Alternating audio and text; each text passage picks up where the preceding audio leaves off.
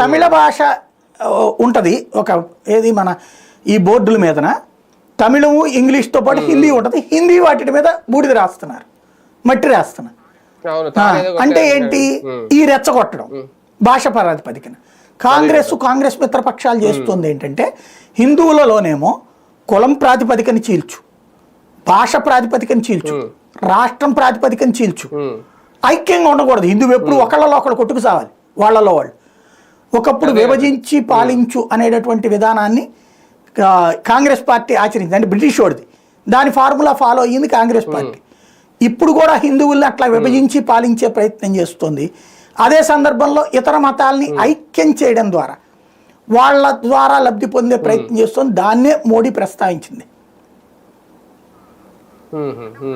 అంటే ఒక రకంగా సార్ అఖిలేష్ మాట్లాడినా, లేదంటే ఖర్గే మాట్లాడినా, మమతా బెనర్జీ ఎవరు మాట్లాడినా ఐఎన్డిఏ కూటమి స్టాండ్ ఏమన్నా మార్చుకుందా? అంటే మీరు చెప్పిన పాయింట్ ఇప్పుడు ఒకటి, హిందుత్వాన్ని చీల్చే ప్రయత్నమా నిజంగా, లేదంటే హిందుత్వాన్ని, ఎందుకంటే వీళ్ళు మొన్నటి కాంగ్రెస్ పార్టీ చెప్పుకునేది మాది సెక్యులర్ పార్టీ, సెక్యులరిజం అని.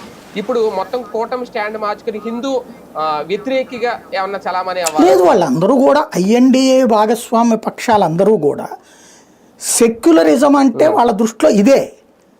సెక్యులరిజంకి మనకి రాజ్యాంగం చెప్పిన పదానికి మనకి ఉన్న ఒరిజినల్ అర్థం ఏంటంటే పరిపాలనలో మత ప్రమేయం